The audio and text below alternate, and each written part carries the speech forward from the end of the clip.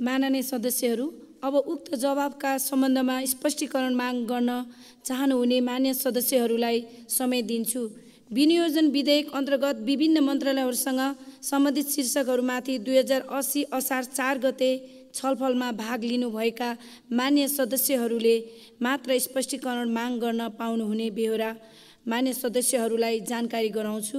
स्पष्टीकरण माग गर्न चाहनुहुने प्रत्येक मान्य सदस्यलाई 1 मिनेटको समय निर्धारण गरेको छु।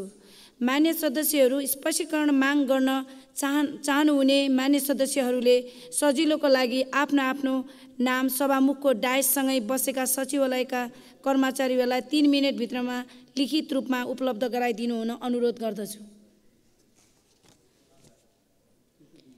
माननीय श्री रघुजी पन्त।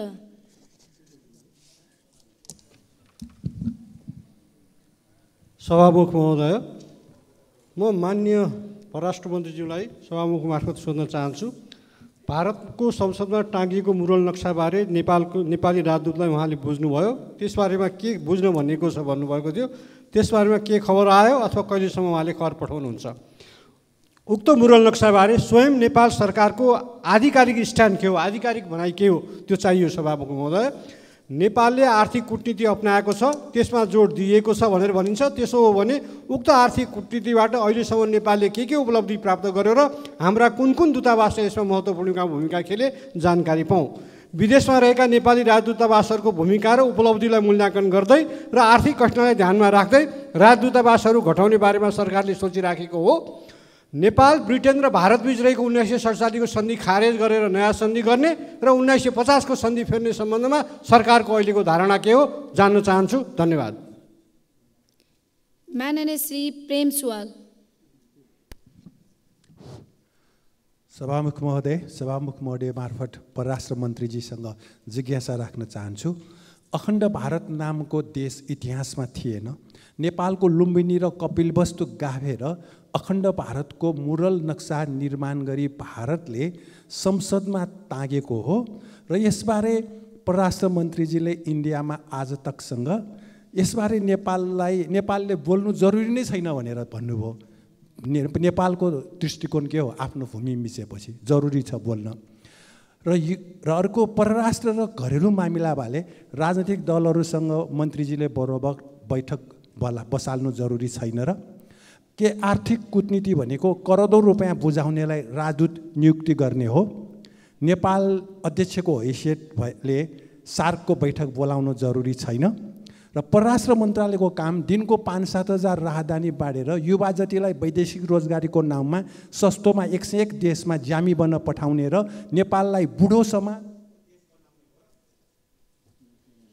माननीय श्री सन्तोष परियार। सम्माननीय सभामुख महोदय मार्फत म माननीय परराष्ट्र मन्त्रीलाई एउटा प्रश्न गर्न चाहन्छु। भूराजनीतिको अवस्था परिवर्तन भइरहेको छ। हिजोको जस्तो भूराजनीति आज जमिनसँग मात्रै सम्बन्धित छैन, संस्कृतिसँग, आर्थिक नीतिसँग, सबैसँग सम्बन्धित छ। नेपाल भूराजनीतिक हिसाबमा यस्तो अवस्थामा छ, यस्तो लोकेसनमा छ, यो विषयमा अध्ययन अनुसन्धान गर्न र भूराजनीतिक अनुसार हाम्रो सम्बन्ध विशेष गरी भारत र चाइनासँग राख्नलाई नेपाल सरकारले के तयारी गरेको छ? म जवाफ चाहन्छु। धन्यवाद। माननीय श्री ज्वाला कुमारी शाह। सम्माननीय सभामुख महोदय, म माननीय परराष्ट्र मन्त्रीजीसँग प्रश्न सोध्न चाहन्छु। अखण्ड भारतको नक्सामा लुम्बिनी, कपिलवस्तु, विराटनगर जस्तो नक्सामा देखियो र यहाँ जवाफमा सुनिराख्दाखेरि सजिलैसँग जवाफ दिएको जस्तो पुरानै चलन चल्ती या कल्चरको कुरा जस्तो कुरा गर्नुभएको छ र म सोध्न चाहन्छु कि हामी नेपालको मन्त्री हो कि होइन? पहिलो कुरो, यदि नेपालको मन्त्री हो भने आँखामा आँखा जुधाएर कुरा गरेर किन त्यो नक्सा हटाउन नसकेको भन्ने मेरो प्रश्न छ।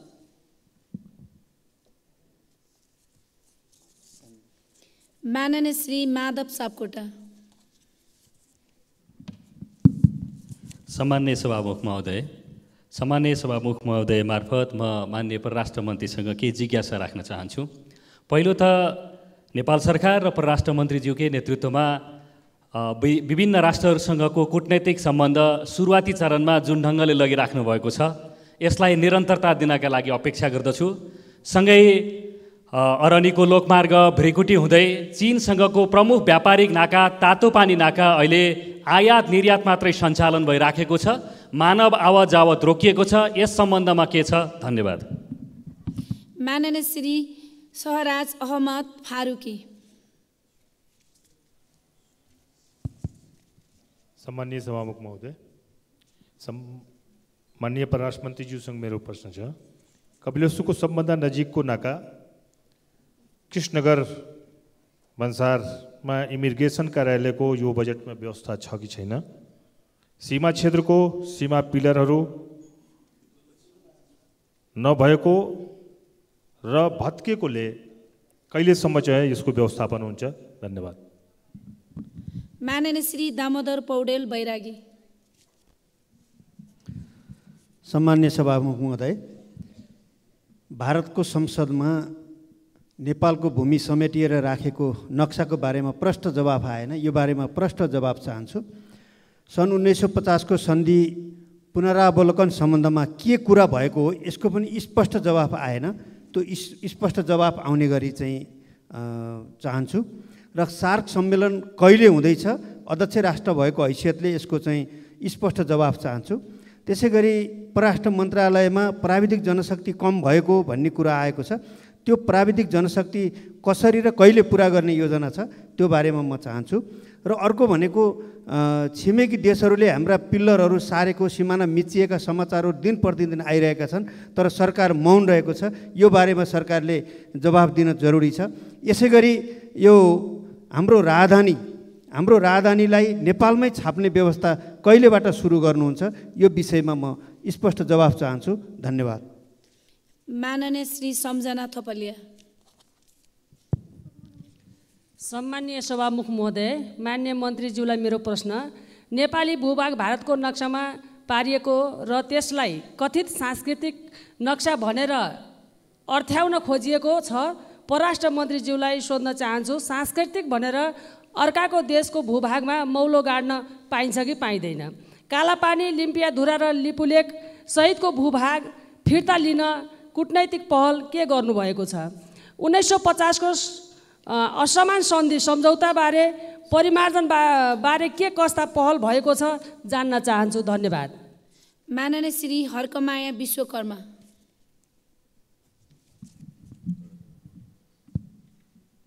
सम्माननीय सभामुख महोदय मार्फत मन्त्रीज्यूलाई केही प्रश्न सोध्न चाहन्छु।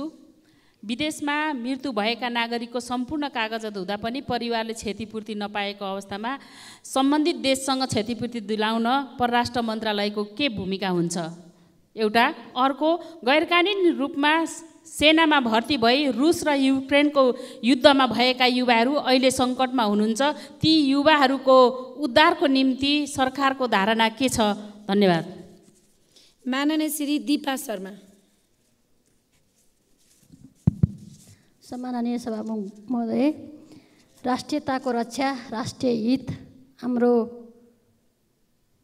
नेपालको सार्वभौम सत्ता सम्पन्न नागरिक भन्ने जति शब्दहरू चाहिँ बोल्नुभयो माननीय मन्त्रीज्यूले, म एउटा मात्रै कुरा राख्न चाहन्छु। विद्युत बेचेर आउनुभयो यही संसदमा, अहिले भर्खरै उहाँ बोल्दा बोल्दै 2 चोटि विद्युत गइसक्यो।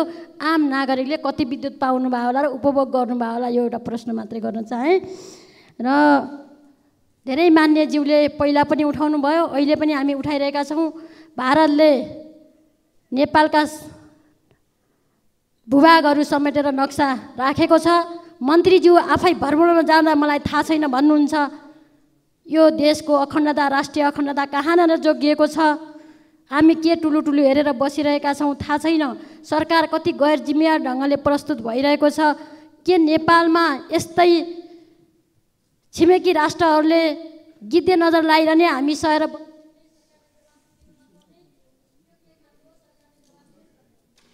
माननीय श्री असीम शाह। सम्मानीय सभामुख महोदय, भारतीय नक्साको कुराहरू त धेरै आयो, माननीयजीहरूले धेरै उठाइसक्नुभयो। यसको उत्तर मन्त्रीजीले दिनुहोला। तर अस्ति भर्खरै पोखरा अन्तर्राष्ट्रिय विमानस्थलमा चीनको राजदूतले पोखरा विमानस्थल BRI परियोजनाको हिस्सा हो भनी अभिव्यक्ति दिएका छन्। यसमा सरकारको धारणा के छ? यसमा यो BRI को हिस्सा हो होइन, यसमा स्पष्टीकरण दिनुपर्छ कि पर्दैन? यसमा सरकारबाट स्पष्ट कुरा आओस् भन्ने क्वेसन गर्न चाहन्छु। माननीय श्री मनिष झा। सम्मानीय सभामुख महोदय, परराष्ट्र मन्त्रीज्यूलाई दुईवटा प्रश्न छ। एउटा, जनकपुरको पर्यटन प्रवर्धनको लागि जनकपुर रेलवेमा अध्यागमन विभागको खाँचो छ र दशकौँदेखि हामीले आवाज उठाइरहेछौँ, त्यसलाई कुनै सुनिँदैन र यसपालिको कार्यक्रममा पनि कतै त्यसको कुनै अंश र सम्भावना देखिएन। अर्को, विदेशी नियोगहरूमा र राजदूतावासहरूमा हाम्रो देशको के कति सम्पत्ति छ भनेर वार्षिक रूपमा त्यसको सूची सार्वजनिक, त्यो विवरणहरू सार्वजनिक गरियोस् भन्ने माग राख्न चाहन्छु। धन्यवाद। माननीय श्री नारायण प्रसाद आचार्य। सम्मान्य सभामुख महोदय, मार्फत मन्त्रीज्यूलाई प्रश्न गर्न चाहन्छु। सर्वसम्मत यो सम्मानित सदनबाट पारित भएको कालापानी लिपुलेक लिम्पियाधुरा सहितको चुच्चे नक्साको कूटनीतिक पहल कति भयो जानकारी होस्। सीमा पिलरहरू सार्ने, डुबान गर्ने, सुस्ता लगायत अतिक्रमित भूभागमा भएको ज्याजतीपूर्ण कार्य र यो अन्यायपूर्ण गर्ने यो यस्ता खालका कार्यहरूको लागि हामीलाई के पहल भएको छ सदनमा जानकारी होस्। लुम्बिनी, कपिलवस्तु लगायतका भारतको संसदमा राखिएको नक्साका बारेमा कूटनीतिक पहल के भएको छ? त्यसपछि प्रत्यक्ष आफूहरू जाँदा पनि किन कुरा राख्न नसकेको यो विडम्बनापूर्ण छ। असमान सन्धिको विषयमा संवाद गर्न किन सकिँदैन, सरकार चाहँदैन। सार्क सम्मेलनको तयारी बारे जानकारी होस्। धन्यवाद। माननीय सदस्यहरू, अब माननीय परराष्ट्र मन्त्री श्री नारायण प्रकाश साउदलाई उक्त स्पष्टीकरणको सम्बन्धमा स्पष्ट पार्न अनुमति दिन्छु।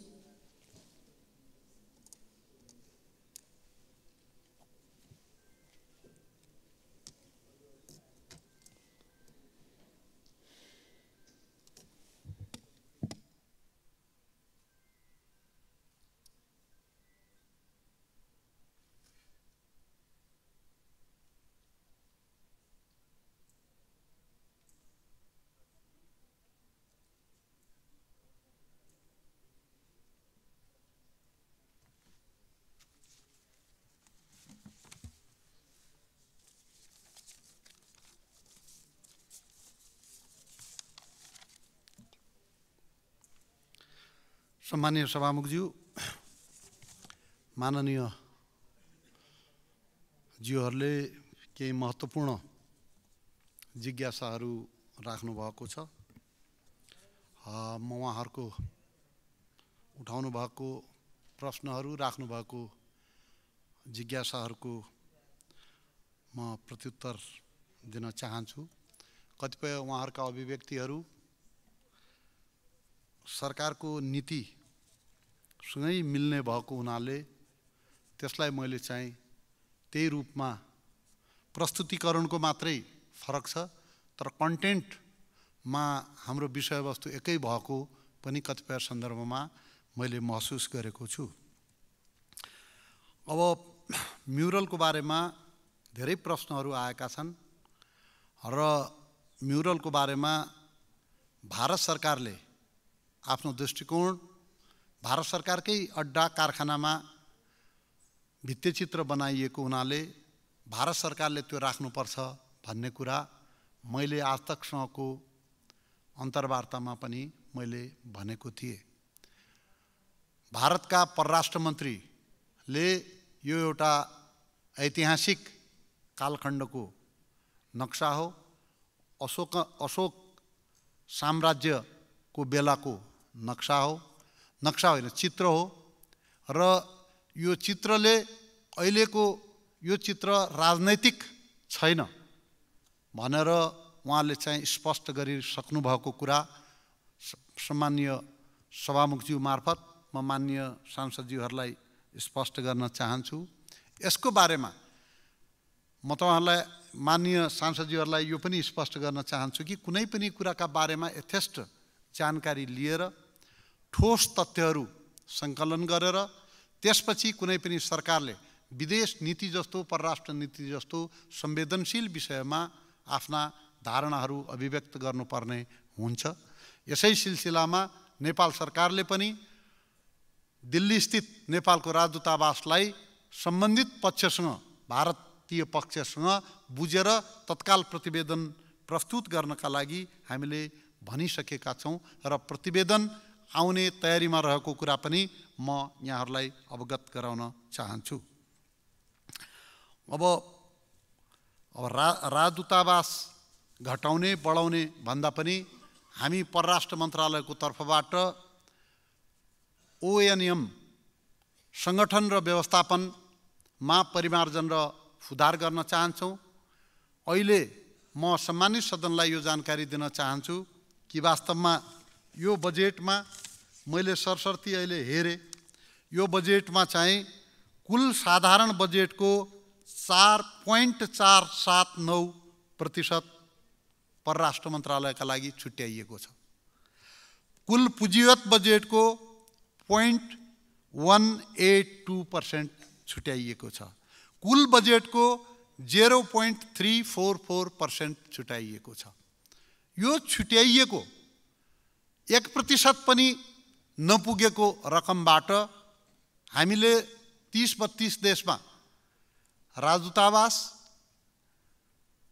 10-12 देशमा नियोगहरू र यहाँ केही विभागहरू मन्त्रालयहरू सञ्चालन गरेर नेपालको बाहिर गएको जनशक्ति जो कि लगभग 6वाँ हिस्सा छ कि भनेर चाहिँ अनुमान गर्न सकिन्छ। विभिन्न श्रम गन्तव्यमा गएका मान्छेहरू लाखौँको सङ्ख्यामा गएका मानिसहरूलाई हामीले सेवा पुर्याउनु पर्ने हाम्रो चुनौती छ। त्यो सेवा पुर्याउँदाखेरि यो आर्थिक कूटनीति गरेर के गर्नुभयो भन्ने पनि एउटा गहन कुरा आयो। तर चाहिँ हामीले सेवा पुर्याएको कारणले करिब 10 खरबभन्दा बढी रकम रेमिटेन्सेसको रूपमा हरेक वर्ष नेपाल भित्रिँदैछ। नेपालको चुनौतीको बेला पनि, चाहे त्यो भूकम्पको चुनौती होस्, चाहे कोभिडको चुनौती होस्, त्यो बेलामा पनि ती मान्छेहरू, ती श्रमिकहरू, ती नेपालीहरू जो देशभन्दा बाहिर गएका थिए र यो मुलुकका लागि, आफ्नो परिवारका लागि, आफ्ना लागि श्रम र पसिना बेचेर उनीहरूले चाहिँ मुलुकमा जुन उनीहरूले रेमिटेन्सेस भित्राइरहेका थिए उनीहरूको योगदानलाई म सम्मान गर्न चाहन्छु र उनको सुविधालाई, उनको सुरक्षालाई र उनले जुन श्रमिकहरूले श्रम उनीहरूले चाहिँ दिइरहेका छन् त्यो श्रमको आवश्यक सामाजिक सुरक्षाका लागि पनि सरकार प्रयत्नशील रहेको, प्रयत्नशील रहने कुरा पनि म विनम्रतापूर्वक आग्रह गर्न चाहन्छु। अब अखण्ड प्रेमजीले पनि सोध्नु भएको छ, अखण्ड भारतको इतिहासमा थिएन भन्ने कुरा। अब म यति मात्रै तपाईँसँग माननीय सदस्यज्यूलाई आग्रह गर्न चाहन्छु कि मैले चाहिँ यो प्रश्नको जवाफ दिइसकेको छु। अब राहदानी वितरणका बारेमा पनि प्रश्नहरू उठेका छन्। राहदानी वितरणलाई छिटो छरितो उपलब्ध गराउने गरेर हामीले प्रबन्ध मिलाएका छौँ। राहदानी एकदमै संवेदनशील डकुमेन्ट भएको हुनाले बुझ्दाखेरि पुलिस रिपोर्टदेखि लिएर त्यसलाई भर्नुपर्ने हुन्छ, त्यसलाई चाहिँ चेक गर्नुपर्ने हुन्छ, सोसियल आइडेन्टिटी कार्डसँग पनि मिलाउनु पर्ने हुन्छ। यी सबै कुरा गर्दाखेरि केही निश्चित समय लाग्छ, तर यसका लागि हाम्रो कार्यालय चाहिँ यथेष्ट रूपमा क्रियाशील रहेको कुरा पनि म आग्रह गर्न चाहन्छु। अब विदेश नीतिका बारेमा सबै दलहरूसँग छलफल गर्नुपर्छ भन्ने कुरा भन्नुभएको छ। म यो कुरा पनि स्पष्ट गर्न चाहन्छु कि विदेश नीति जस्तो, रक्षा नीति जस्तो संवेदनशील विषयमा मुलुकका सबै राजनैतिक दलहरूले परस्पर संवाद गर्नुपर्छ, छलफल गर्नुपर्छ र एउटै दृष्टिकोण बनाएर यसलाई आन्तरिक राजनीतिको खपतको लागि भन्दा पनि राष्ट्रिय हितको लागि हामीले एउटै दृष्टिकोण बनाएर अगाडि बढ्नुपर्छ भन्ने कुरामा विवाद हुन सक्दैन। त्यसै गरेर भू राजनैतिक परिवर्तनको अध्ययन र अनुसन्धानमा परराष्ट्र मन्त्रालय कसरी काम गरिरहेको छ भन्ने प्रश्न पनि आएको छ। मान्यजीले सोध्नु भएको छ। यसबारेमा हामीले परराष्ट्र प्रतिष्ठानै बनाइकन त्यसलाई गतिशील बनाइकन हामी अहिलेको ग्लोबल चेन्जेसहरू जुन भइरहेका छ, भूराजनैतिक आर्थिक अन्य पनि चेन्जहरू भइरहेका छ, त्यसलाई कसरी नेपालले कोप गरेर लैजाने र हामी नेपालीहरू त्यो नीतिबाट त्यस्ता नीतिहरूबाट कसरी अधिकतम प्रतिफल लिन सक्दछौँ भन्ने बारेमा मन्त्रालय संवेदनशील भएको कुरा म आग्रह गर्न चाहन्छु। अब बाहिर जाँदाखेरि अध्ययन नगरिकन बोल्ने जुन कुरो केही दिनपछि आफै त्यहाँका मन्त्रीले यो राजनैतिक नक्सा होइन भनेर स्पष्ट गरिसकेको अवस्था छ।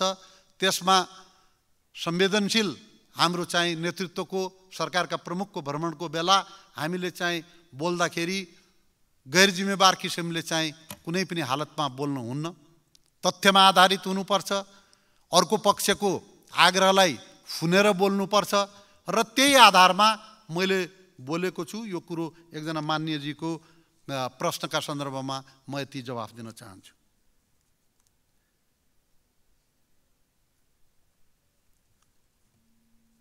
आफ्नो देशको कुरा राख्दाखेरि अब त्यो भावनात्मक कुरा गरेर सम्भव छैन। हामीले नेपालीले आफ्नो देश 250 वर्षदेखि लगातार बचाएर आएका छौँ। यो देश अखण्ड नेपालको रूपमा रहिआएको छ। यसको बारेमा कसैले हाम्रो आँखा पनि हेर्दैन, कसैसँग हामीले आँखा तर्नु पनि पर्दैन। हामी आफ्नो राष्ट्रका बारेमा सबै संवेदनशील छौँ। मान्यजीको चिन्ताका लागि चाहिँ तपाईँको सल्लाह सुझावका लागि धन्यवाद छ। उत्तरतिरका नाकाहरू विशेष गरेर भूकम्पपछि र केही नाकाहरू कोरोना महामारीपछि खुल्न सकेका छैनन्। ती नाकाहरूलाई खुलाउने सन्दर्भमा पहलहरू भइरहेको, कूटनैतिक पहलहरू भइरहेको कुरा म मान्यजीलाई आग्रह गर्न चाहन्छु। इमिग्रेसन कार्यालयका बारेमा सबै सम्बन्धित निकायहरूले विशेष गरेर वाणिज्य, उद्योग वाणिज्य, अर्थ र परराष्ट्र तीनै मन्त्रालयले मिलेर मात्रै कुनै पनि ठाउँमा नाका खोल्न सकिन्छ। किनभने त्यो नाका व्यापारिक प्रयोजनका लागि पनि हुन्छ, त्यो नाकामा भन्सार पनि राख्नुपर्ने हुन्छ र अर्को देशसँग सम्बन्ध जोडिएको हुनाले अर्को देशसँग कुरा गर्दाखेरि परराष्ट्रले पनि त्यसमा सहजीकरण पर्ने हुन्छ। यसका बारेमा जति पनि देशभरिका उत्तर या दक्षिणतिरका नाकाहरू छन् त्यसका बारेमा सम्बन्धित मन्त्रालयलाई समन्वय गरेर ल्याउनुस् भनेर हामीले चाहिँ आग्रह गरेका छौँ र सम्बन्धित मन्त्रालयहरूले आर्थिक रूपमा सहमति अर्थ मन्त्रालयको प्राप्त गरेर आएपछि त्यसलाई कूटनैतिक माध्यमबाट अगाडि बढाउने कुरा पनि म स्पष्ट गर्न चाहन्छु। सार्क सम्मेलनको बारेमा प्रश्न आएको छ। सार्क सम्मेलन जहिले पनि सार्कका सबै सदस्य राष्ट्रहरूको सहमतिले मात्रै सम्पन्न हुन सक्दछ। हामी अध्यक्ष हौँ, हाम्रो दायित्व के हो भने यो सार्कलाई हामी पछि आफ्नो अर्को मित्र राष्ट्रलाई ह्यान्डओभर गरौँ भन्ने हाम्रो दायित्व र इच्छा हो। तर जबसम्म सातै राष्ट्र सहमत हुन्नन् तबसम्म हामीले चाहिँ हाम्रो पोलिटिकल पार्टीको जस्तो या अरू निकायको कमिटीको जस्तो अध्यक्षले निर्देशन दिएर बैठक बोलाउने अनि कमिटीमा कोरम पुगेन भन्ने जस्तो स्थिति नहुनेतर्फ पनि म ध्यानाकर्षण गराउन चाहन्छु। यसको लागि सहमति चाहिन्छ र सहमतिका लागि नेपाल सरकार चाहिँ कूटनैतिक पहल गरिराखेको छ र उपयुक्त समयमा चाहिँ परिणाम पनि आउनेछ भन्ने म विश्वास व्यक्त गर्न चाहन्छु। परराष्ट्र मन्त्रालयमा जनशक्ति कम भएको छ भन्ने बारेमा तपाईँहरूले चाहिँ मान्यजीले जुन चिन्ता चासो राख्नुभएको छ त्यसको लागि म धन्यवाद दिन चाहन्छु। परराष्ट्र मन्त्रालयमा 300 भन्दा कम जनसङ्ख्याले 40-42 वटा राजदूतावास र नियोगहरू, केही विभागहरू, आफू मन्त्रालयलाई पनि हामीले सञ्चालन गर्नु परिरहेको छ। विदेशमा यत्रो प्रश्नहरू उठिरहेका छ, यत्रो छलफल भइरहेका छ। विदेशबाट कामदारहरू अल्पत्र परेका छन्, कतिपय ठाउँमा बिरामी भएका छन्, लास परिरहेका छ, कतिपय ठाउँमा जेलमा परेको अवस्था छ। उनीहरूलाई पनि राज्यले नेपालको तर्फबाट उनीहरूलाई सहयोग गर्ने निकाय भनेको परराष्ट्र मन्त्रालय नै हो, हाम्रा राजदूतावासहरू नै हुन्। यो सहयोगलाई कसरी व्यवस्थित गर्नुपर्छ भन्ने बारेमा हामी मन्त्रालयलाई पनि पुनर्संरचना गरेर यसलाई पनि विस्तार पनि प्रभावकारी पनि बनाएर अगाडि लैजाने प्रयत्नमा छौँ। त्यो कामका लागि केही समय लागिरहेको छ, तर त्यो काम हामी गर्नेछौँ भन्ने प्रतिबद्धता व्यक्त गर्न चाहन्छु। चुच्चे नक्सा र कालापानीको कुरा पनि भनिसक्नु भएको छ। पहिलो पटक भारतका प्रधानमन्त्रीज्यूले मोदीजीले सीमा तथा अन्य विवादहरूको समाधान द्विपक्षीय वार्ता र छलफलको माध्यमबाट गरिनेछ भन्ने कुरा नेपालका प्रधानमन्त्रीसँगको संयुक्त पत्रकार सम्मेलनमा उहाँले भनिसक्नु भएको छ। यसले के देखाउँछ भने नेपाल कूटनैतिक रूपमा कसरी क्रियाशील भइरहेका छ र कूटनैतिक रूपमा हामी कसरी वार्तामा छलफलमा आफूलाई इङ्गेज गरेका छौँ भन्ने कुरा देखाउँछ। यस्ता परिघटनाहरू वास्तवमा परिणाम आइसकेपछि मात्रै देखिने हुनाले नेपाल सरकारको तर्फबाट गर्नुपर्ने काममा हामी इमान्दारितापूर्वक लागिरहेको कुरा म स्पष्ट गर्न चाहन्छु। अब विदेशमा कतिपय कामदारहरू दिवंगत भएका छन्, कतिपय ठाउँमा मौसमको कारणले पनि, आपदाको कारणले पनि, डिप्रेसनका कारणले पनि, काम गर्दाखेरि स्थानको जोखिमका कारणले पनि कतिपय ठाउँमा चाहिँ दुःखद घटनाहरू भएका छन्।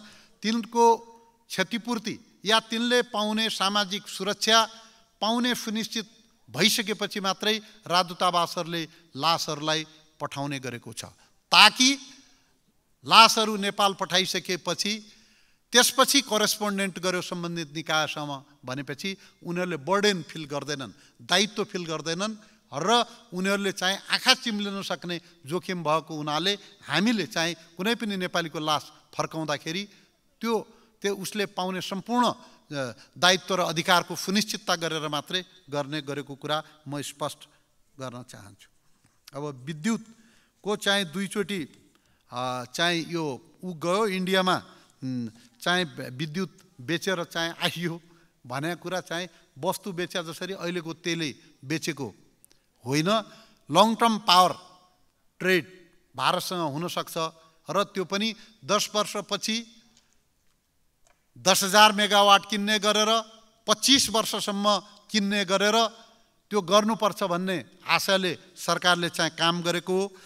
यो काम सरकारले चाहिँ इमान्दारीपूर्वक गरिरहेका छ र त्यो पावर पर्चेज एग्रिमेन्टमा जुन इनिसियल हामीले चाहिँ दस्तखत गरेका छौँ, यो भारत सरकारले पनि त्यसमा प्रतिबद्धता जनाइसकेको छ र त्यो प्रक्रिया चाहिँ एग्रिमेन्टको तहसम्म पुग्नेछ भन्ने विश्वास म माननीय सांसदज्यूहरूलाई दिन चाहन्छु। अब BRI को बारेमा पनि साथीहरूले चाहिँ मान्यज्यूहरूले चाहिँ प्रश्न उठाउनु भएको छ। BRI belt and road initiative चीन र नेपाल र चीन बीच सन् 2017 मा BRI सम्बन्धी समझदारी पत्रमा हस्ताक्षर सम्पन्न भएको थियो। उक्त समझदारी पत्र अन्तर्गत BRI कार्यान्वयन योजना द्विपक्षीय छलफलकै क्रममा रहेकोले सो योजना अन्तर्गतका परियोजनाहरू कार्यान्वयनको चरणमा पुग्न बाँकी रहेको अवस्था छ। म यो कुरा स्पष्ट गर्न चाहन्छु।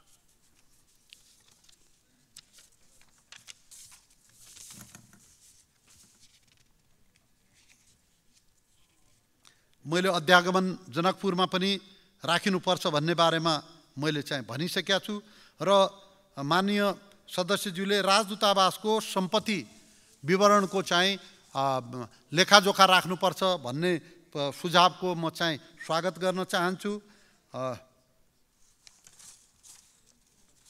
अब सार्क सम्मेलनको तयारीको बारेमा र चाहिँ चुच्चे नक्साको कूटनैतिक पहलको बारेमा चाहिँ मैले आफ्नो कुराहरू राखिसकेको छु। माननीय सदस्यज्यूहरूले जसरी चाहिँ यो छलफलमा भाग लिनुभएको छ, यो बहसमा भाग लिनुभएको छ, परराष्ट्र मन्त्रालयको बारेमा चिन्ता चासो गर्नुभएको छ। कतिपय साथीहरूले चाहिँ छलफलका क्रममा पहिले पनि 1 रुपैयाँ घटाइयोस् भनेर प्रस्ताव राख्नु भएको थियो।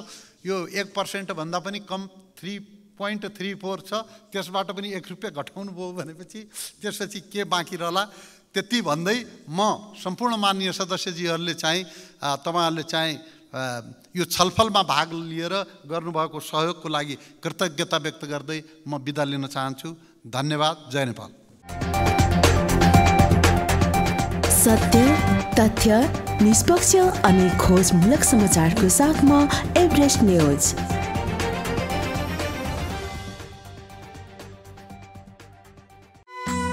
चौरासको गाउँमा रमाइलो ठाउँमा चर्कुने चौतारी। तपाईँ कलासँग जोडिन चाहनुहुन्छ वा सञ्चार क्षेत्रमा रमाउन चाहनुहुन्छ, आउनुहोस् हामीसँग। गीत रेकर्डिङ, म्युजिक भिडियो, वृत्तचित्र, चलचित्र निर्माण, समाचार सङ्कलनदेखि सम्प्रेषणसम्म। घरबार बसाउला हो बहिनी ओखल ढुङ्गैमा।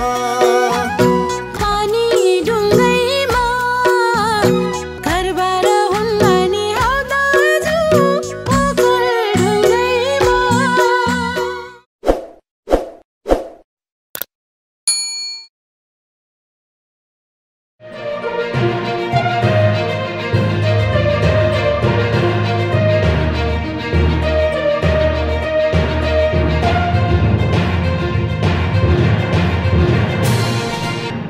तपाईँ हेर्दै हुनुहुन्छ एभरेस्ट न्यूज।